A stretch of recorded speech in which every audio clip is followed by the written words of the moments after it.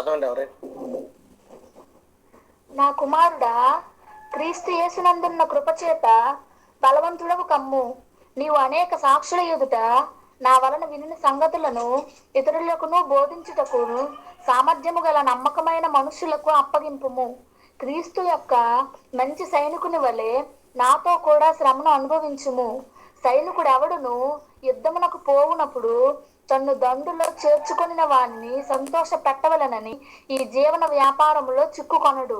మరియు జట్టి అయిన వాడు పోరాడునప్పుడు నియమ ప్రకారము పోరాడకుంటే వానికి కిరీటము దొరకదు. పాటుపడిన వ్యవసాయకుడే మొదట ఫలములో పాలు పుచ్చుకొనవలసిన వాడు. నేను చెప్పు మాటలు ఆలోచించుకొనుము. అన్ని విషయములందు ప్రభువు నీకు వివేకం అనుగ్రహించును. చాలు, చిన్న ప్రార్థన చేద్దాం. ప్రేమ నమ్మకం కలిగిన మా ప్రియ పరలోకమందున తండ్రి, దయగలిగిన మా దేవ పరిశుద్ధుడా, మీకు స్తోత్రాలయ్యా. మరొకసారి నీ యొక్క పాద సన్నిధికి వచ్చాం. నీ వాక్యం వినటానికి, నేర్చుకోవటానికి, మా జీవితాలు మార్చుకోవటానికి. ప్రభా, నీ పిల్లలందరూగా ఎదురు చూస్తూ ఉండగా మాతో మాట్లాడండి. రాత్రి అంతా సుఖనిద్రను అనుగ్రహించి ఉదయాన్నే లేచి నేను స్తుతించి ఈ దినాన్న ప్రభా ప్రార్థనతో ప్రారంభించుకునే భాగ్యాన్ని, నీ మాటలు విని కొనసాగించే భాగ్యాన్ని ఇచ్చినందుకు స్తోత్రాలు. మరింతగా తండ్రి, మీ పక్షాన్ని నిలబడుతున్న బలహీనమైన నన్ను బలపరచండి. సమయోచితమైన జ్ఞానమును, మీ ఆత్మ సహాయము దయచేయండి.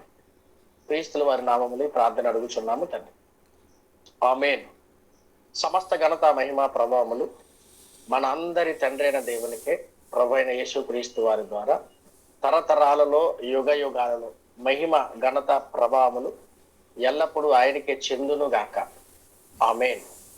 కూడి ఉన్న దేవుని ప్రియులైన నా సహోదరి సహోదరులకు క్రీస్తు యేసు నామములో శుభాలు, వందనాలు. ఎంతో చక్కగా ప్రతిరోజు కూడా మరి మిమ్మల్ని వాక్యము ద్వారా ఈ గూగుల్ మీట్ లో ఉదయకాలం నడిపిస్తూ, ప్రార్థన ద్వారా మేలుకొలుపుతూ, మరింత ఆత్మీయంగా బలపరుస్తూ ఉన్న మీ సేవకులు, అది తోటి దైవజనులు అన్నయ్య గారు, పాల్ అన్నయ్య గారు కూడా ప్రత్యేకమైన వందనాలు తెలియజేసుకుంటూ, అలాగే మరొక దైవజనులు ఆంధ్రీ పాస్టర్ గారు కూడా ప్రత్యేకమైన వందనాలు తెలియజేసుకుంటున్నాను. సంతోషం. ఈరోజు ఒక ప్రాముఖ్యమైన విషయాన్ని మనం నేర్చుకున్నాం. దేవుడు మనలందరినీ కూడా ఎలా చూడాలనుకున్నాడంటే, ఆయన సైన్యములో ఒక యోధుల్లా, నమ్మకమైన వారిగా మనం చూడాలనుకున్నాడు. అందుకని తిమోతి రాసిన పత్రికలో మాట్లాడుతున్న పౌలు తిమోతిని హెచ్చరిస్తూ, తిమోతి, నువ్వు పోరాడుతున్న లేదా నువ్వు నడుస్తున్న విధానంలో నువ్వు ఒక సైనికుడు వలె ఉండు. సైనికుడు వలె ఉంటూ దండులో చేర్చుకున్న వాడిని సంతోష పెడతాడు కదా సైనికుడు. అట్లాగే దేవుణ్ణి సంతోష పెట్టడానికి నువ్వు ఎప్పుడు కూడా సిద్ధపడు. అందుకని ఒకవేళ జ్ఞాపకం చేస్తున్నాడు, సైన్యంలో ఉన్న వాడు ఎవడో కూడా ఈ జీవన వ్యాపారంలో చిక్కుకొన్నాడు కదా. నిజమే కదా. బంధాలను విడిచిపెట్టాలి, బాధ్యతలు పక్కన పెట్టాలి, ఇంటిని పక్కన పెట్టాలి. ఒకే ఒక గురి. యుద్ధానికి వెళ్తున్నప్పుడు దేశం కోసం, అలాగే ఎవరైతే చేర్చుకుని నడిపిస్తూ ఉన్నాడో వాళ్ళ కోసం ఖచ్చితంగా యుద్ధం చేయాలి అని జట్టి అయిన వాడు పోరాడినప్పుడు నియమ ప్రకారంగా పోరాడాలి. అలా పోరాడకపోతే అతని కిరీటం దొరకదు కదా అని జ్ఞాపకం చేస్తాను. నిన్న రోజు ఒక విషయాన్ని మీకు తెలియచేయాలని ఇష్టపడుతున్నాను. ఆత్మీయ జీవితానికి చాలా ఉపయోగపడుతుంది. ఒక యోధుడు ఉన్నాడు, ఒక సైనికుడు ఉన్నాడు. సైనికుడు మరుగైపోయాడు. నిజంగా ఇది క్రైస్తవ్యానికి ఒక జ్వాల వంటి వాడు. నేటి క్రైస్తవ్యానికి ఒక పాఠాన్ని నేర్పిస్తున్న ఒక సైనికుడు. తన కుటుంబంలో అన్యాయం జరిగిన యజమానుడు సంతోషంగా ఉండాలనుకున్నాడు. చివరికి తన ప్రాణాలని యుద్ధంలో పోగొట్టుకున్నాడు. న్యాయంగా ఉండి, యథార్థంగా ఉండి, ఆయన ఎవరు కాదు, దావీదు చేతిలో చనిపోయిన ఊరియా. చాలా బాధకరం. ఊరియా భార్య గురించి, దావీదు గురించి మనం మాట్లాడుకుంటాం, కానీ ఊరియా గురించి మనం మాట్లాడుకోలేం. ఈ ఊరియా ఎంత గొప్పవాడు, ఎంత మంచివాడంటే, అసలు చెప్పాలంటే తన క్యారెక్టర్ అమోఘం, అద్భుతం. తను ఎవరైతే దొడ్డులో చేర్చుకున్నాడో ఆ యజమానుడు సంతోషంగా ఉండాలనే కోరుకున్నాడు తప్ప చివరికి ఇంటికి వెళ్ళలేదు, తన భార్యతో ఉండలేదు. యుద్ధం హోరాహోరీగా జరుగుతుంది, కానీ యుద్ధం చేయాలనే ఆకాంక్ష కలిగి ఉన్నాడు. కానీ తన యజమాని దగ్గర కనీసం సంతోషపడడానికి కూడా తను ఇబ్బంది పడ్డాడు. అతను చనిపోయి కూడా ఇప్పుడు మనతో మాట్లాడుతున్నాడు. ఒకసారి ఎబ్రి పత్రిక 11వ అధ్యాయం 4వ వచనం చూద్దామా? ఎబ్రిలకు రాసిన పత్రిక 11వ అధ్యాయం 4వ వచనం చదవండి త్వరగా. ఎబ్రి పత్రిక 11వ అధ్యాయం 4వ వచనం. విశ్వాసమును బట్టి హేబేలు కయ్యూను కంటే శ్రేష్టమైన బలి దేవునికి అర్పించెను. దేవుడు అతని అర్పణలను గురించి సాక్ష్యం ఇచ్చినప్పుడు అతడు ఆ విశ్వాసమును బట్టి నీతిమంతుడని సాక్ష్యము పొందెను. అతడు మృతి నొంది ఆ విశ్వాసము ద్వారా మాట్లాడుచున్నాడు. చాలు. నీతిమంతులు చనిపోతున్నప్పుడు విశ్వాసమును బట్టి నీతిమంతుడిగా దేవుని చేత సాక్ష్యం పొందుతున్నవారు ఎవరైనా, ఇంక్లూడ్ మనం ఇక్కడ హేబేల్ జ్ఞాపకం చేసుకున్నాం, కానీ ఇక్కడ మనం ఊరియాని కూడా జ్ఞాపకం చేసుకున్నాం. అతను తన జీవితం ద్వారా మాట్లాడుతున్నాడు. ఇప్పుడు ఏం మాట్లాడుతున్నాడో విందాం. ఏం జరిగింది అనటానికి క్లుప్తంగా నేను చెప్పిన ముందుకెళ్తాను. యుద్ధం జరుగుతుంది. యుద్ధం జరుగుతున్నప్పుడు వెళ్దాం. 2వ సమూయేలు గ్రంథం 11వ అధ్యాయం. 2వ సమూయేలు గ్రంథం 11వ అధ్యాయం 11వ వచనం. నేను చదువుతున్న జాతీయ చూడండి.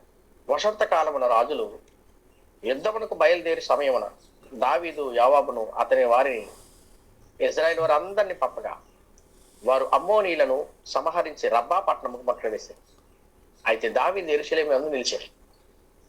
యుద్ధం చేయడానికి రాజు వెళ్ళలే. రాజు లేని సైన్యం యుద్ధం చేస్తుంది, రాజుగారు మాత్రం కోటలో ఉండిపోయాడు. అంటే అర్థం ఏంటంటే సువార్తకు పాస్టర్ గారు వెళ్ళారు, పాస్టర్ గారు మాత్రం ఇంటికాడ ఆగిపోయాడు అని అర్థం. అసలు సువార్తకి పాస్టర్ గారు లేకుండా వెళ్ళొచ్చా? వెళ్ళకూడదు అంటే మీకు అర్థమాలని చెప్పారు. అలాగే యుద్ధానికి రాజు లేకుండా వీళ్ళందరూ వెళ్ళారు. రాజుగారు ఏమయ్యారంటే ఆ రోజు ఇంటికాడ ఉండిపోయాడు. ఆ కోటలో అంతఃపురంలో హాయిగా తిరుగుతున్నాడు. అలా తిరుగుతున్నప్పుడు జరిగింది ఒకటే. ప్రొద్దుకుంగు వేళ దావీదు పడక మీద లేచి సాయంకాలాన్న అట్లా వాకింగ్ చేస్తూ ఉంటే స్నానం చేస్తూ కనిపించింది ఊరియా భార్య బెత్షెబ. చూశాడు, కావాలనుకున్నాడు. ఎవరు కనిపెట్టాడు, తీసుకొచ్చాడు. విచారణ చేయకుండానే, ఒకవేళ తెలిసి ఉన్నా సరే ఇష్టపడ్డాడు, ఆమెతో కలిశాడు, తప్పు చేశాడు. అట్లా ఎంతకాలం జరిగిందో తెలియదు, కానీ తన ఊరియా భార్య వచ్చి దావీదుకి చెప్తుంది, అయ్యా నేను గర్భవతిని అని. 5వ వచనం. ఆ స్త్రీ గర్భవతి అయి నేను గర్భవతిని అయితిని అని దావీదునకు వర్తమానం పంపగా దావీదు హిత్తీయుడగు ఊరియాను నా యొద్దకు పంపని దూత ద్వారా యోవాబునకు ఆజ్ఞ ఇచ్చింది. అంటే ఊరి ఎక్కడున్నాడు? యుద్ధంలో ఉన్నాడు. ఈయన ఎక్కడున్నాడు? అంతఃపురంలో ఉన్నాడు. ఏం చేస్తున్నాడు ఈయన? ఊరియా భార్యతో జలకలాడుతున్నాడు. ఇతను కూడా ఈ దావీదు గారు కూడా యుద్ధానికి వెళ్ళాలి, కానీ యుద్ధంకి వెళ్ళకుండా ఇంట్లో ఉండటం వల్ల ఏం జరిగింది అంటే తన జీవితంలో పెద్ద పాపానికి మూట కట్టుకున్నాడు దావీదు. ఒక విషయం ఏంటంటే దావీదు చూశాడంట. ఒక మాట చూద్దాం ఆ మాట. 2వ వచనం. ఒక్కొక్క దినం మన ప్రొద్దుకుంగు వేళ దావీదు పడక మీద లేచి రాజ నగరి మెద్దె మీద నడుచుచు పైనుండి చూచుచుండగా స్నానము చేయు ఒక స్త్రీ కనబడింది. చూస్తుండగా కనబడిందంట. సరే, చూశాడు కదా, వెంటనే కళ్ళు ఎలా తిప్పేసుకోవచ్చు కదా, అరే ఈ పాపం నాకు కనిపించింది అని తిప్పుకోవచ్చు కదా. అబ్బే చూస్తూ ఉండిపోయాడు. తర్వాత మనసులో లేనిపోయిన ఆలోచనలు పుట్టినయేమో, పుడతాయి, ఖచ్చితంగా పుడతాయి. అందుకని మనకి మొదటి యోహాను పత్రికలో మాట్లాడుతుంది, లోకంలో ఉన్నదంతయు చెప్పండి, లోకంలో ఉన్నదంతా ఏంటి? శరీరాశ, నేత్రాశ, వెరీ గుడ్. శరీరాశ, నేత్రాశ. శరీరం ఎప్పుడు కూడా దానికి ఆశ ఉంటుంది, అలాగే నేత్రానికి కూడా ఆశ ఉంటుంది. నేను ఒక క్వశ్చన్ చెప్తాను. కళ్ళు లేని వాడికి అయితే ఏం చూసినా వాళ్ళు ఆశించరు, కానీ కళ్ళుతో చూసిన దానికి ఖచ్చితంగా శరీరం కావాలనుకుంటుందండి. చూడలేనంతసేపు దాని మీద మనకు ఆశ ఉండదో, ఎప్పుడైతే మన కంట్లో పడతాదో అప్పుడే అది మనకు కావాలనుకుంటాం. అది ఎలాగ మీకు చెప్తాను. ఎక్కువ శాతం మీరు గమనించగలిగితే షాపింగ్ చేసేది ఎవరంటే అమ్మలక్కలే చేస్తారు. అది కూడా గంటల తరబడి చేస్తారు. అందులో నా షాప్ లో కూడా వాడు ఏం చేస్తాడంటే మనల్ని ఆకర్షించడానికి, మన కంటిలో పడడానికి ఏం చేస్తాడంటే షాప్ ముందు పెద్ద అద్దంలో వాడు షోకేస్ లో పెట్టి మనకి చూపిస్తా ఉంటాడు. మంచి మంచి బట్టలన్నీ చూపిస్తా ఉంటాడు. దారంతా మన పని మనం చూసుకుని వెళ్ళిపోతాం. కానీ డబ్బులు మన దగ్గర ఉండవు. కానీ అట్లా చూడగానే దగ్గరలాడిపోతూ మనకు నచ్చిన కలర్ తో ఉన్న చీర కానీ డ్రెస్ కానీ అలా కనబడినప్పటికీ మన కంట్లో ఆశ పడ్డది కదా, వెంటనే అది కావాలి, అది ధరించుకోవాలి, శరీరానికి ధరించేయాలి. చూడలేదని చెప్పి బాగుంటది, చూసిన తర్వాత ఆకర్షణ అయిపోతాం. అదొక్కటే కాదండి, నిజంగా మనం ఒక పని మీద వెళ్తే మరో పని చేసుకుంటూ వస్తాం. మార్కెట్కి వెళ్ళినప్పుడు, షాపింగ్కి వెళ్ళినప్పుడు మనం ఏదో కొనుక్కుంటామని వెళ్తే తీరా చూసినప్పుడు ఎక్కువ కొనుక్కొని వస్తాం. అంటే ఆ అమ్మేవాడు కూడా ఏం చేస్తాడు, ఇది బాగుంటదండి, మీకు చాలా బాగుంటదండి, ఈ కలర్ చూసుకోండి, ఈ కలర్ మ్యాచ్ అవుతుంది అనగానే ఆ మాటలకి మనం పడిపోయి 1000 రూపాయలు చేయవలసింది 10,000 చేసి వస్తాం. అంటే నేత్రాస శరీరాస. అట్లాగే చూడలేనంత సేపు పాపం మనకి రాదు, కానీ ఎప్పుడైతే చూస్తామో దాని కంట్రోల్లో పెట్టుకోకపోతే అదేమవుతుందో తెలుసా? ఒకసారి యాకోబు గారు రాస్తారు ఆ మాట, చూద్దాం ఒకసారి. యాకోబు రాసిన పత్రిక మొదటి అధ్యాయం, యాకోబు రాసిన పత్రిక మొదటి అధ్యాయం 14వ వచనం చదువుదామా? 14వ వచనం. యాకోబు రాసిన పత్రిక మొదటి అధ్యాయం 14వ వచనం త్వరగా. ప్రతి వాడును తన స్వకీయమైన దురాశ చేత ఇవ్వబడి మరులు కొల్పబడిన వాడై శోధింపబడును. చదవండి. దురాశ గర్భము ధరించి పాపమును కనగా పాపము పరిపక్వమై మరణమును కనును. నా ప్రియ సహోదరులారా, మోసపోకుడి. మోసపోకండి. ఎంత మోసపోతారంటే ప్రతి వాడు తన స్వకీయ దురాశల చేత ఏడవబడతాడు. ఇంక్లూడ్ దావీదుకి తప్పలేదు. మరొక విషయం తెలుసా? ఈ సిచ్యువేషన్ యేసుప్రభుకి తప్పలేదు. యేసుప్రభు స్వకీయమైన దురాశల చేత అంటే శరీరాన్ని అలంకొట్టుకున్నాడు కాబట్టి కంట్రోల్లో ఉన్నాడు ఆయన. మనం కంట్రోల్ ఉన్నాం కదా, మనం కంట్రోల్ చెప్తాం. మనకు లేనిపోని అన్నీ కావాలి. మన స్థితి ఏంటి, మన పరిస్థితి ఏంటి? ఒక విషయం చెప్తాను, సందర్భం వచ్చింది కాబట్టి. పాపం అనగానే ఇవే కాదు, పాపం అంటే ఏంటో తెలుసా? ఆజ్ఞాతిక్రమం. ఇంకా చెప్పాలంటే తృప్తి లేని జీవితంలో అన్ని కూడగట్టుకోవడం కూడా పాపంతో సమానమే. దేవుడు ఒకటే చెప్తాడు భక్తి విషయంలో, భక్తి సాధన విషయంలో ఏమంటాడు తెలుసా? మీకు కలిగి ఉన్న వాటితో తృప్తి పొంది ఉండండి అంటాడు. మీకు కలిగి ఉన్న వాటితో. మనము దేవునికి దూరం అయ్యే పరిస్థితులు, మన భక్తిని కొనసాగించలేని పరిస్థితులు ఎప్పుడు ఉంటాయి తెలుసా? లేనిపోనన్నిటిని మనం ఆశించి తెచ్చుకుని ఇంట్లో పెట్టుకోవటం వల్ల అది కూడా మనల్ని దేవునికి దూరం చేసి ఏదైనా సరే. కాబట్టి శరీరాశ, నేత్రాశ, జీవడమ్మ ఇవి దేవుడు వల్ల పుట్టినవి కాదు. కాబట్టి వీటిని ఏం చేయాలి తెలుసా? చిలువుకి అప్పగించాలి. వీటిని ఏం చేయాలి తెలుసా? చిత్త కొట్టాలి, లేకపోతే బ్రతకడం కష్టం. నేను అంటాను, ఇవేమీ లేనప్పుడు సామాన్యమైన వ్యక్తులు బ్రతుకుతున్నారు. ఇవేమీ లేనప్పుడు మన పూర్వీకులు బ్రతికారే. ఇవంటే నా బ్రతుకు కాదు కదా, చాలా మందికి తెలియదు. సరే వెళ్దాం. ఇప్పుడు ప్రతి వాడు తన స్వకీయమైన దురాశ చేత ఏడవబడి మరల కొల్పబడిన వాడే శోధింపబడును. అంటే అర్థం ఏంటి? శోధించేది సాతాను. దేవుడికి అది పైన చెప్తాడు.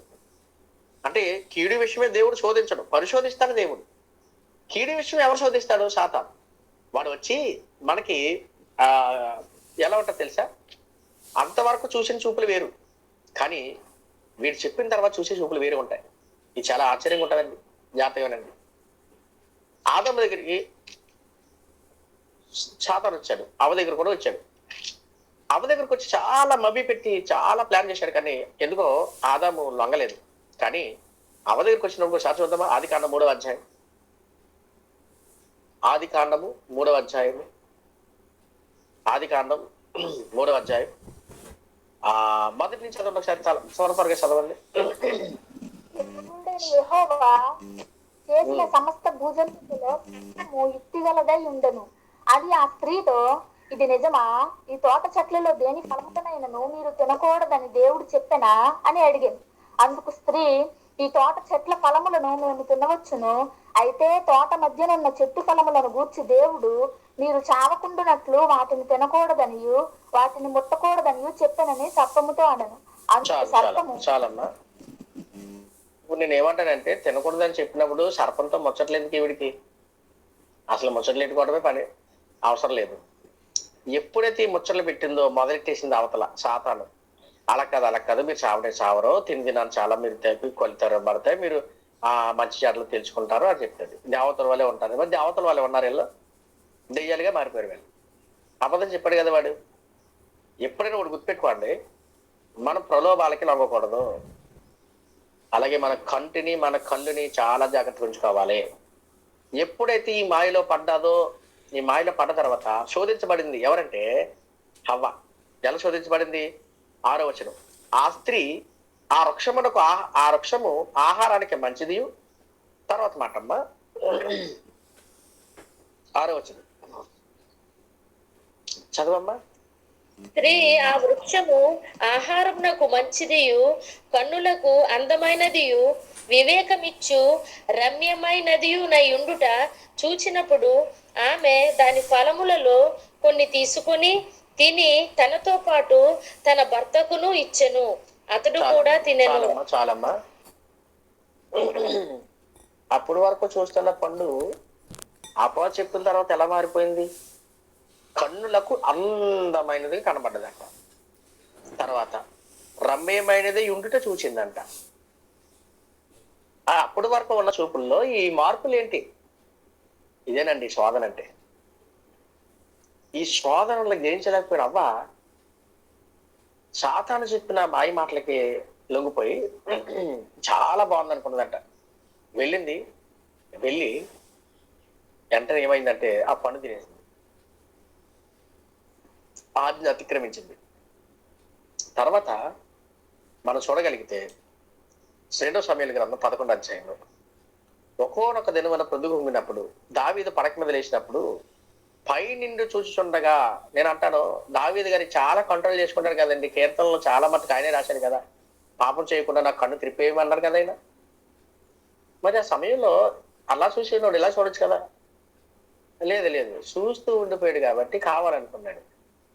అందుకని మీకు యాకోబు పత్రికలో మాట చూపించాను కదా, అక్కడ ఏమన్నాడు? తన స్వకీయ దురాశల చేత ఏడవబడి మరల కొల్పబడిన వాడై. ఒకసారి అక్కడికి వెళ్దామా? యాకోబు పత్రికలో జాగ్రత్తగా చూడండి. మరల కొల్పబడిన వాడై, యాకోబు పత్రిక 1వ అధ్యాయం 15వ వచనం. శోధించబడిన 15వ వచనం. దురాశ గర్భము ధరిస్తే పాపము కంటాడు, పాపం పరిపక్వమైతే మరణాన్ని కంటాడు. ఈ మాట మీరు డైరెక్ట్ గా ఆ దావీదు గారికి పెట్టచ్చు. ఆయనకే కాదండో మనం కూడా పెట్టుకోవచ్చు. ఇప్పుడు ఈయన ఏం చేశాడు? ఆమెతో పాపం చేశాడు. పాపం చేసిన తర్వాత దాన్ని దాచి పెడదామని చూశాడు. కానీ విచిత్రం ఏంటంటే ఆమె గర్భవతి అయిన విషయం ఆయనకి చెప్పగానే అది దాయలేనిది, దాగనిది, ఏం చేయాలో అర్థం కానప్పుడు జుట్టు పీక్కున్న దావీదు తెలివిగా ఆలోచించాడు. ఎలా ఆలోచించాడంటే, యుద్ధంలో ఉన్న ఊరియాను రప్పించి ఇంటికి పంపిస్తే ఆ కేసు ఆయన మీదకి వెళ్ళిపోతుంది అని ప్లాన్ చేసి యుద్ధంలో ఉన్న ఊరియాని తన సైనికుడని యోవాబుకి చెప్పి ఇంటికి పంపించేశాడు. ఇప్పుడు వెళ్తాం 2వ సమూయేలు గ్రంథం 11వ అధ్యాయం. 2వ సమూయేలు గ్రంథం 11వ అధ్యాయం 6వ వచనం. దావీదు ఇత్తీయుడగు యూరియాను నా యొద్దకు పంపమని దూత ద్వారా యోవాబునకు ఆజ్ఞించెను. ఊరియా దావీదు నొద్దకు రాగా దావీదు యోవాబు యోగక్షేమమును జనుల యాగక్షేమమును యుద్ధ సమాచారమును అడగడానికి పిలిచాడా సారు? కాదు కదా. దావీదు గారి మనసులో వేరే ఉంది. ఏంటంటే ఈయన అర్జెంటుగా ఇంటికి పంపాలి. ఎందుకనుకున్నారు? ఆ గర్భంలో పెరుగుతున్న బిడ్డ నా వల్లనే పుట్టాడు, కానీ ఈ కేసు ఆయన మీదకి వెళ్ళిపోతే గొడవ ఉండదని. ఎంత ప్లాన్ అండి ఇదంతానే. చూడండి, యోగక్షేమ యుద్ధ సమాచారం మామూలుగా అడుగుతాం, క్యాజువల్గా అడిగాడు కానీ అడగటానికి పిలవలేదు. 8వ వచనం. తర్వాత దావీదు ఊరియాతో అన్నాడు, ఇంటికి పోయి శ్రమ తీర్చుకోనమని ఊరియాకు సెలవిచ్చాడు. ఇంటికి వెళ్ళి రెస్ట్ తీసుకోవయ్యా అన్నాడు. ఆవిడ అంటే ఊరియా ఏం చేశాడంటే, ఊరియా అన్నాడు, ఊరియా రాజనగర్లోని బయలువెళ్ళను. 9వ వచనం. అతని వెనుక రాజు పలహారమును అతని వద్దకు పంపించాడు, గాని ఊరియా తన ఇంటికి వెళ్ళక తన ఏలిన వాని సేవకులతో కూడా రాజు నగరి ద్వారమున పండుకొనెను. ఇంటికి వెళ్ళలేదండి. ఇంటికి వెళ్తాడేమో అనుకున్నాడు కానీ ఇంటికి వెళ్ళలేదు. కానీ వెళ్ళిపోయాడు అనుకుని పలహారం పంపించేశాడు సారం. ఎవరికి? ఊరియాకి పంపించాడు. పంపిస్తే వెళ్ళలేదు. 10వ వచనం, ఊరియా తన ఇంటికి పోలేదన్న మాట దావీదునకు వినబడ్డప్పుడు దావీదు ఆ ఊరియాను పిలిపించి ఆ టెన్షన్ పడిపోతాడు ఒకసారి దావీదు. ఒరే నాయన, ఎందుకు తీసుకొచ్చాను, ఎందుకు పంపించాను, ఎట్లా చేసేది అని ఊరియాని పిలిచి అన్నాడు. నువ్వు ప్రయాణం చేసి వచ్చేదివు కదా అన్నాడు. అవునయ్యా అన్నాడు. మరి ఇంటికి ఎందుకు వెళ్ళలేదు అని అడిగాడు. దావీదు గారి ఇంటెన్స్ వేరు, ఊరియా గారి ఇంటెన్స్ వేరు. అప్పుడు ఊరియా ఏమన్నాడు చూడండి, 11వ వచనం చాలా ఇంపార్టెంట్ మాట. మందసమును ఇజ్రాయిల్ వారును యోధా వారును గుడారములో నివసించుచుండగాను నా అధిపతియగు యోవాబును నా ఏలిన వాడకు నీ సేవకులను బయట దండులో పండుగను ఉండగను భోజన పానములు చేయుటకు నా భార్య యొద్ద పరుండుటకు నేను ఇంటికి పోదునా, నీ తోడు నీ ప్రాణము తోడు నేను అలాగూ చేయువాడును కానని దావీదుతో నేను. చెంప చెల్లి మనిపించలాగా అయిపోయింది దావీదు గారి. అసలు ఆ మాట ఎవరు చెప్పాలి? దావీదు అనాలి. వెళ్ళి యుద్ధం చేయండి దేశం కోసం, మన ప్రజల కోసం అని దావీదు గారు చెప్పాలి. కానీ ఆశ్చర్యం చెప్పనా, ఊరియా నోట ఆ మాట రాగానే బెక్క చచ్చిపోయి ఉండాలి దావీదు గారు. తప్పు చేశాడు కాబట్టి. ఏదో చేద్దాం అనుకుంటే రివర్స్ అయిపోయింది దావీదు గారు జీవితం. ఊరియా మాటలు చూడండి ఎంత ఆశ్చర్యంగా ఉన్నాయో. యుద్ధానికి పోయిన వాడు జట్టివైన వాడై నియమ ప్రకారంగా పోరాడుకుంటే, చూసారా, కరెక్ట్ గా ఫాలో అయిపోతున్నాడు ఊరియా. ఎంతలా కరెక్ట్ గా ఫాలో అవుతున్నాడు అన్నాడు, అయ్యా నా ప్రజలు అక్కడ, నీ ప్రజల కోసం అక్కడ యోవాబు కానీ సైన్యాధిపతి కానీ నా ప్రజలు గుడారాల్లో నివసిస్తాయి. నేను ఒక సైనికుని కదా, నేను ఇక్కడ ఇంటికి వెళ్ళి ఈ యుద్ధ సమయంలో నేను రెస్ట్ తీసుకోవటం, నా భార్యతో ఉండటం మంచిది కాదు కదయ్యా అన్నాడు. ఒకసారి ఏం అర్థం కాలేదు, టెన్షన్ పడిపోయాడు దావీదు గారు. ఎంత మాట అండి, భోజనములు చేయటకును నా భార్య పరుండుటకును నేను ఇంటికి పోదునా, నేను అటువంటి వాడు కాదయ్యా అన్నాడు. ఏం చేస్తా ఈ ఇంటికి వెళ్తాడా అని సతమతం అయిపోతున్నాడు దావీదు గారు. ఏదో ఒకలాగా ఇంటికి పంపించాలి అంతే. ఒక రాత్రి ఇంటికని పెట్టాను. ఇంక 12వ వచనం, దావీదు నేడు నీవెక్కడ ఉండు, రేపు నీకు సెలవిత్తును, ఊరియాతో నీకు రేపు సెలవిస్తాను అని ఊరియాతో అనగా ఊరియా నాడును మరునాడును యెరూషలేములో నిలిచాను. ఒక విషయం చెప్తాను వింటారా, జాగ్రత్తగా వినండి. యుద్ధం జరుగుతున్నప్పుడు ఆర్మీ వాళ్ళకి, నేవీ వాళ్ళకి, ఎయిర్ ఫోర్స్ వాళ్ళకి సెలవులు ఉంటాయా? మీరు ఎవరైనా చెప్పండి. యుద్ధం జరుగుతున్నప్పుడు సెలవులు ఉంటాయండి? ఉండవు కదా నా తల్లి. మరి ఈయన సెలవిస్తున్నాడు. ఈయన సెలవిచ్చే ఉద్దేశం వేరు.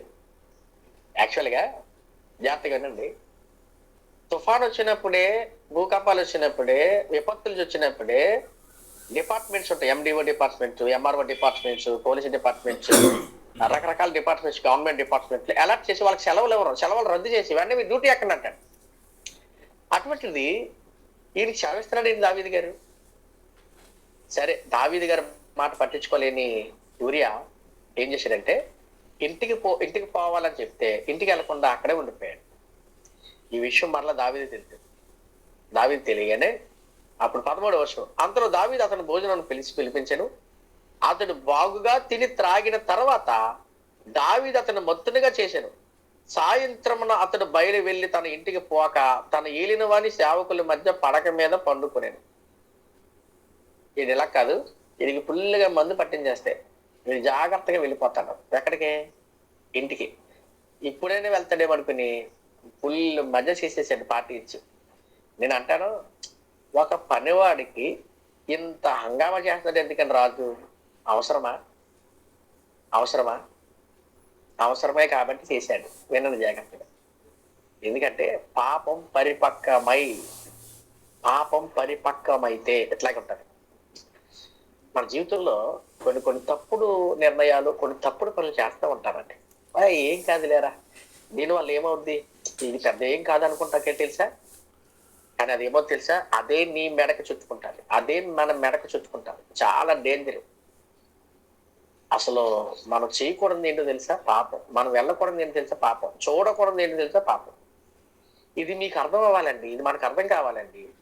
దురాశ గర్భం ధరిస్తే పాపాన్ని కంటాలి. ఇప్పుడు దావీదు గారి దురాశ ఏంటి? ఆమె కావాలనుకున్నాడు. పొరుగు వాడిది కావాలనుకున్నాడు. పొరుగు వాడిని ఆశించొద్దని అక్కడ చట్టం ఉంది కదా ధర్మశాస్త్రంలో. పొరుగు వాడిని భార్యని ఆశించొద్దని ఉంది కదా, పొరుగు వాడిని ఇది ఆశించొద్దని ఉంది కదా. అంటే దురాశ. నీకు దురాశ అంటే అర్థం ఏంటి? అదే నీది కాదు వేరేది ఆశపడతమే దురాశ. అది నువ్వు తీసుకొచ్చావు. ఇప్పుడు గర్భం ధరించి పాపాన్ని కనదంటే అర్థం ఏంటి? ఇప్పుడు ఊరియా గారి భార్య బెత్షెబా గర్భంలో పాపం పెరుగుతుంది. అక్కడ గర్భం ధరించింది. అక్కడ చేసిన పాపాన్ని గర్భం ధరించింది. ధరిస్తే పెరుగుతూ ఉంది. దాన్ని కంట్రోల్ చేయాలన్నా కంట్రోల్ అవ్వదు అక్కడ. అందుకనే సామెత ఉంటుంది, కక్కొచ్చినా కడుపు వచ్చినా ఆగదంట. తెలుసు కదండి. ఖచ్చితంగా బయటపడాలంట. అలాగే ఈ పాపం పెరుగుతూ ఉంటే దావీదు గారిలో టెన్షన్. ఎవరు చేశారు ఈ పాపం? ఎవరు చేశారు? అలా చాలా ఇదైపోయాడు. అయితే ఇక్కడ మాట ఉన్నది, పాపము పరిపక్వమై మరణమును కనుము అన్నాడు.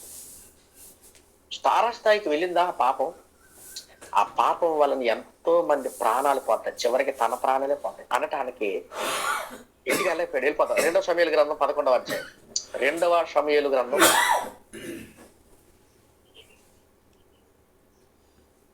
సమయం ఎక్కువ అవుతుంది అనుకుంటా. అన్నయ్య గారు ముగిస్తాను. పర్లేదంటారా? పావు గంట. ఓకే. ఇక్కడ మనం చూడగలిగితే 2వ సమూయేలు గ్రంథం 11వ అధ్యాయంలో అక్కడ మనం చూడండి, ఫుల్గా తాగించాడు. ఆయనకి ఫుల్గా పెట్టాడు. అయినా వెళ్తాడు అనుకోండి, వెళ్ళలేదు. 12వ వచనం, దావీదు నేడు నీవు ఎక్కడ ఉండుము, రేపు నీకు సెలవిస్తున్న ఊరియాతో అనగా ఊరియా మరునాడు యెరూషలేములో నిలిచాడు. అంతలో దావీదు అతను భోజనమును పిలిపించి అతడు బాగా తిని త్రాగిన తర్వాత దావీదు అతను మొత్తుగా చేశాడు. దావీదు గారు మొత్తుగా చేశాడు. ఫుల్గా తాగించేశాడండి. సాయంత్రం అతను బయలుదేరి వెళ్ళి తన ఇంటికి పోక తన ఏలిన వారిని సేవకుల మధ్య పడుకున్నాడు. 14వ వచనం, ఉదయం దావీదు యుద్ధము మోపుగా జరుగుతున్న చోట ఊరియాను ముందు పెట్టి అతడు కొట్టబడి హతమగునట్లు నీవు అతని వద్ద నుండి వెళ్ళిపోమ్మని యోవాబునకు ఉత్తరం రాయించి ఊరియా చేత పంపించాను. యోవాబు పట్టణమున ముట్టడి వేచి ఉండగా ధైర్యవంతులుండు స్థలమున గుర్తించి ఆ స్థలమునకు ఊరియాను పంపాను. ఆ పట్టణపు వారు బయలుదేరి యోవాబుతో యుద్ధమునకు రాగా దావీదు సేవకుల్లో కొందరు కూలిరి హిత్తీయుడగు ఊరియాను హతమాయెను. అంటే ప్లాన్ ప్రకారంగా ఊరియాని తన వ్యక్తిని, తన సైనికుడిని శత్రువుల చేతులు చంపే ప్లాన్ చేశాడు దావీదు. ఎంత భయంకరమైన పరిస్థితి అండి. అడ్డు తొలగించుకోవడానికి ఏం చేశాడయ్యా దావీదు గారు అంటే, ఒక మంచి సైనికుని పోగొట్టుకున్నాడు. అటువంటి వ్యక్తిని దావీదు జీవితంలో ఎప్పుడు చూసుండేమండి దావీదు గారు. విషయం చెప్పనా, ఎంత చేసినా వినలేదని చంపటమే ఇది కరెక్ట్ అనుకుని ఒక లెటర్ తీసుకున్నాడు. ఆ లెటర్ రాశాడు. ఇలా లెటర్ రాశాడు. ఏం రాశాడు తెలుసా? ఈ లెటర్ ఇచ్చిన యూరియాని యుద్ధంలోనే చంపే అనగానే అది మడత పెట్టి ఇట్లా ఇచ్చాడు. తెలుసు కదా, తాకీదిస్తారు నాకు. ఏమీ తెలియని ఏమీ ఎరగనట్టుగానే యూరియా ఆ లెటర్ పట్టుకెళ్ళాడు. విషయం చెప్పడా, తన చేతిలో ఉంది మరణ శాసనం. తను చంపేయమన్న లెటర్ తన చేతిలోని ఇచ్చి పంపించాడు. ఎంత నమ్మకం ఉన్నాడండి ఊరియా గారు. ఒక విషయం చెప్తాను, వింటారా? మనం కూడా సేవలో ఉన్నాం, మనం కూడా సంఘానికి వెళ్తున్నాం, మనం కూడా సమాజంలో ఉన్నాం. ఎవరైనా ఏదైనా పని మధ్యలో మనం దాన్ని ఏం చేస్తాం తెలుసా, తెలుసుకోవడానికి ప్రయత్నం చేస్తాం, దాన్ని పాడు చేయడానికి చూస్తాం. నిజంగా ఇటువంటి పరిస్థితి మీకు వస్తే ఏం చేస్తారమ్మా, మధ్యదారులోకి వెళ్ళి లెటర్ తీసుకుని రాజు గారు ఏం లెటర్ ఇచ్చారంట అని ఇప్పి మరి చూస్తాం. యూరియా అలా చేయలేదు. ఏంటంటే పోరాడినప్పుడు నియమ ప్రకారంగా పోరాడాడు యూరియా. పర్ఫెక్ట్ సైనికుడు ఎవరండి అని అంటే ఊరియా. రగులుతున్న జ్వాల లాంటి వాడండి అసలు యూరియా. జీవితం అమోఘం.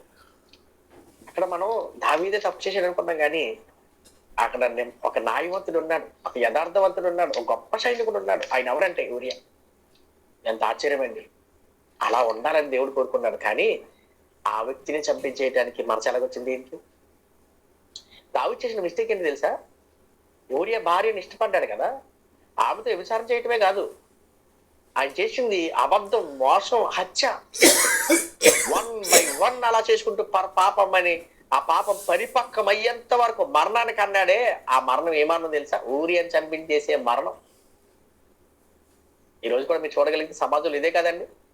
మన రీసెంట్ గా వీడియో వచ్చిందండి, నేను చూడలేదు, మన చక్కర్లు పడుతుంది. ఏం లేదు, ప్రియుడు పెళ్ళైన ప్రియుడిని అంట ఆ హనీమూన్ తీసుకెళ్ళి చంపేసిందంట. అమ్మ విన్నారు, చూసారా మీరు ఏమైనా? ఎంత దారుణమండి ఇది. మొగుడిని, మొన్న పెళ్ళైన భర్తని ప్లాన్ చేసి చంపేసిందంట. ఏంటది అరాచకాలు చూసారా? కిరాహంతకులు అలా అయిపోయాడు దావీదు గారు కూడా. కానీ విషయం ఏంటి చెప్పనా, అతడు మృతి నొందాడు, కానీ మృతి నొంది ఇప్పుడు మనతో మాట్లాడుతున్నాడు. ఒక సైనికుడు, ఒక గొప్ప పోరాట యోధుడు, ఒక నమ్మకమైన వాడు, ఎలా ఉండాలో రాజు దగ్గర అలా ఉన్నవాడు ఎవరంటే ఊరియా. ఈరోజు మనం కూడా తెలుసుకోవాల్సిన విషయం చెప్పనా, దేవుడు మనకి రాజుగా ఉంటే, క్రీస్తు రాజుగా ఉంటే, ఆ రాజుగారి సైన్యంలో మనం ఎవరు తెలుసా? సైనికులు. అందుకని మీకు ఆ మాట చూపించాను. సైనికుడు ఎవడును దండులో చేర్చుకున్న వాడిని సంతోష పెట్టినట్టు జీవన వ్యాపారంలో చిక్కుకొనడం. ఇది మీకు అర్థమైతే, ఊరియాలాగా ఎంత దావీదుగా రాజుగారు మబ్బి పెట్టినా లొంగలేదండి. తన గురంతా ఒకటే, యుద్ధం జరుగుతుందని. విషయం చెప్పిన ఈ మనసంతా దావీదుకు ఉండాలి, ఈ మనసంతా యూరియాకు ఉంది. యుద్ధం జరిగే కాడ ఉండాలి మనసు. భార్య మీద ఉంది, బెత్షెబ మీద ఉంది. యుద్ధం జరుగుతుంది, ఈ మనసు ఈ రాజుగారి కోటలోకి వచ్చాడు కానీ మనసు అంతా యుద్ధం మీద ఉంది. భార్య దగ్గరికి వెళ్ళాలని, సంతోషంగా ఉండాలని లేదు. మరి వీడికి రివర్స్ చూసారా? ఈ మిస్టేక్ అంతా జరగడానికి కారణం ఒక్కటేనండి, యుద్ధం జరిగినప్పుడు యుద్ధానికి వెళ్లకుండా ఆగిపోవటమే దావీదు గారు చేసిన మిస్టేక్ అంటాను నేను ఒకటే చెప్తాను. దేవుని సన్నిధి జరుగుతున్నప్పుడు, దేవుని పని జరుగుతున్నప్పుడు, సువార్త పని జరుగుతున్నప్పుడు నువ్వు వెళ్లకుండా ఇంటికాడ ఉండిపోతావు కదా, నువ్వు వెళ్లకుండా ఎక్కడెక్కడ తిరుగుతావు కదా, అక్కడే పాపం ఉంటుంది. యుద్ధానికి వెళ్ళుంటే దావీదు గారికి ఆలోచన రాదేమో. నువ్వు కూడా సువార్త పనిలో ఉంటే, దేవుని పనిలో ఉంటే, దేవునితో ఉంటే, దేవుని సన్నిధిలో ఉంటే, దేవునిలో ప్రార్థనలో ఉంటే, వాక్యం అనే జ్ఞానంలో ఉంటే మనకు ఈ పాప ఆలోచన రావండి. వచ్చింది, పాపం పండింది, పరిపక్వమైంది, మరణానికి పండు. హంతకుడైపోయాడు దావీదు, హంతకుడైపోయాడు. పాపాన్ని మూట కట్టుకున్నాడు. కానీ ఒక నిర్దోషిని చంపేశాడు, ఒక న్యాయవంతుని చంపేశాడు. అతను మృతి నొందాడు. మృతి నొంది ఈరోజు మాట్లాడతాడు. ఏంటి తెలుసా? ఆయన గురించి మనం మాట్లాడుకుంటున్నాం చూడండి. ఒక గొప్ప సైనికుడండి, మంచి సైనికుడు ఎవరైనా ఉంటే ఊరియా. నేను అంటాను, నేటి క్రైస్తవ్యంలో మనం కూడా ఊరియా ఎలా ఉండాలి, మనల్ని చేర్చుకున్న దేవుణ్ణి సంతోష పెట్టిలా. చూడండి, రాజుగారు సంతోషమే కోరుకున్నాడు కానీ సంతోషం కోరుకోలేదు. ఒకసారి వెళ్దామా? తిమోతి రాసిన 2వ పత్రిక 2వ అధ్యాయం చూడండి అమ్మా. తిమోతికి రాసిన పత్రిక 2వ అధ్యాయం 3వ వచనం చదువుదామా? 3వ వచనం. క్రీస్తు యేసు యొక్క మంచి సైనికుల వలె నాతో కూడా శ్రమను అనుభవించుము. సైనికుడు ఎవడును యుద్ధమునకు పోవునప్పుడు తన్ను దండులో చేర్చుకునే వాడిని సంతోష పట్టవలనని ఈ జీవన వ్యాపారములలో చిక్కుకొనడు. మరియు అన్నప్పుడు నియమ ప్రకారం పోరాడుకుంటే వానికి కిరీటం దొరకదు అన్నాడు కదా. నియమ ప్రకారంగా పోరాడుకుంటే మనకి జీవ కిరీటం దొరకదు. అంటే క్రైస్తవ జీవితంలో మనము కూడా ఒక పోరాట యోధుల వల్లే నమ్మకంగా దేవుణ్ణి సంతోషపెట్టు వారిగా ఈ లోక వ్యాపారంలో, అనగా ఈ లోక వ్యాపారం అంటే ఈ లోకపు మాయలో పడిపోకుండా కంటిని కంట్రోల్ చేసుకోవాలి, చేతులు కంట్రోల్ చేసుకోవాలి, జీవితాన్ని, శరీరాన్ని కంట్రోల్ చేసుకోవాలి. ఇలా కంట్రోల్ చేసుకుని నియమ ప్రకారము, అనగా యథార్థంగా, న్యాయంగా దండులో చేర్చుకున్నాడే ఎవరు? రాజ్యంలో చేర్చుకుంటే మన రాజు క్రీస్తు. క్రీస్తుని సంతోషపెట్టే వారిగా మనం పోరాడాలంట, బ్రతకాలంట. అలా బ్రతికితే నీవు నేను యూరియాలంటి వాళ్ళమే, మనం యూరియాలంటి వాళ్ళమే. ఆ రోజు చనిపోయి మాట్లాడాడు ఒక భక్తిపరుడు, ఒక యథార్థవంతుడు, ఒక న్యాయవంతుడు. కానీ ఆ న్యాయవంతుడికి తప్పలేదు మరణం. అయినా మనం బ్రతకనే ఉంది ఈ లోకం. అయినా సరే ఒకటి మాత్రం గుర్తుపెట్టుకోండి, తను మృతి నుంచి మాట్లాడాడు. అలాగే నియమ ప్రకారంగా పోరాడిన ఒక తల్లి ఉంది, ఆవిడ ఎవరో ఒక ద్వారక. ఆవిడ కూడా తన బ్రతికినంత కాలం ఏం చేసింది తెలుసండి? అనేకులకు మేలు చేసిందంట. ఆవిడ కూడా ఒక నియమ ప్రకారంగా పోరాడిందంట. ఒకసారి ఆ సందర్భం చూపించి నేను సమయాన్ని ఇచ్చాను. అపోస్తుల కార్యాలు చూడండి ఒకసారి. అపోస్తుల కార్యాలు 9వ అధ్యాయం. అపోస్తుల కార్యాలు 9వ అధ్యాయం. ఆమె గురించి ఎంతమంది మాట్లాడారో, ఎంతమంది ఏడుస్తున్నారో మీకు అర్థం కావాలి. అపోస్తుల కార్యాలు 9వ అధ్యాయం. అపోస్తుల కార్యాలు 9వ అధ్యాయం 39వ వచనం చూద్దాం. 39వ వచనం. అపోస్తుల కార్యాలు 9:39. వారితో కూడా వెళ్ళి అక్కడ చేరినప్పుడు వారి మేడగదిలోనికి అతనిని తీసుకుని వచ్చిరి. విధవరాండ్రులందరూ వచ్చి ఏడ్చుచు ద్వారకా తమతో కూడా ఉన్నప్పుడు పుట్టిన అంగీలను వస్త్రములను చూపుచు అతని ఎదుట నిలిచిరి. పేతురు అందరిని చాలమ్మా. బ్రతుకున్నప్పుడు ఏం చేసిందో అవన్నీ పొందుకున్న మేళ్ళు అన్నిటిని బట్టి అవి చూపిస్తూ ఏడుస్తున్నారంట పేతురు గారు. అయ్యా అయ్యా, బ్రతుకున్నప్పుడు ఆవిడ మాకు అంగీలు కుట్టిందయ్యా, మాకు వస్త్రాలు ఇచ్చిందయ్యా, మా జీవితాన్ని చూసిందయ్యా అని నియమ ప్రకారంగా పోరైన ద్వారకాన్ని జ్ఞాపకం చేసుకున్నారు. ఇది మీకు అర్థమైతే మృతు నుండి మాట్లాడిన ద్వారకా వాళ్ళే, మృతు నుండి మాట్లాడిన ఊరియా వాళ్ళే, మృతు నుండి మాట్లాడిన హేబేలు వాళ్ళే, మృతు నుండి మాట్లాడిన క్రీస్తు వాళ్ళే నీ జీవితం నా జీవితం ఉండాలి. అంటే నియమ ప్రకారంగా పోరాడుతూ ఈ లోకాశలకు లొంగిపోకుండా, దావీదు చేసిన మిస్టేక్ మరలా మనం అటువంటివి చేయకుండా, ఒకవేళ మనం ఒకవేళ అతిక్రమం చేసి ఉంటే ఆ పాపం పండి పరిపక్వమై అది మన దోషారోపణ చేయక ముందే మనం చేయవలసింది ఒక్కటే, నీతిగా యథార్థంగా ఉండాలి, దేవుని దగ్గర ఒప్పుకోవాలి. దావీదు చేసిన పాపానికి కప్పుకోవటాన్ని చూశాడు. 1 కప్పాడు, 2 కప్పాడు, 3 కప్పాడు, అట్లా కప్పుకుంటూనే వెళ్ళాడు. కప్పుకుంటూ వెళ్ళిన తర్వాత ఊగులకు ఉండిపోయాడు. అలా బలైపోయింది ఎవరై అంటే ఊరియా. అలా మండుచు జ్వాల వలె కనబడిన ఊరియదైతే అదే జీవితం నీకు నాకుంటే యథార్థంగా నీతిగా మనం బ్రతుకుతాం. ఈరోజు సాతాను కూడా మనల్ని ఏం చేస్తుంది తెలుసా? యాక్చువల్ గా సాతానికి అవకాశం ఇచ్చేసాడు దావీదు. అందుకనే ఆమె కావాలనుకున్నాడు, ఆమె వర్తం చెప్పాడు, అబద్ధం ఆడాడు, మోసం చేశాడు, ఆజ్ఞను అతిక్రమించాడు. ఈ రోజు మనం ఆజ్ఞను అతిక్రమించడానికి కూడా లోకం సాతాను శోధిస్తూ ఉంటాడు, మన చేత పాపం చేయించకుండా ఉంటాడు. కాబట్టి వాడికి చోటు ఇవ్వకుండా ఉండాలంటే న్యాయంగా యథార్థంగా దేవునికి నమ్మకంగా దేవుని సంతోషం పెట్టినట్లు యథార్థత, న్యాయము, నీతి, ప్రార్థన, వాక్యము, సన్నిధి ఇవన్నీ మనం కలిగి ఉండాలి. ఇదే దేవుడు మనతో మాట్లాడుతున్న విషయం. కాబట్టి శ్రద్ధగా ఉన్న మీ అందరికీ నా నిండు వందనాలు తెలియజేసుకుంటూ ఈ మాటలు ముగిస్తున్నాను.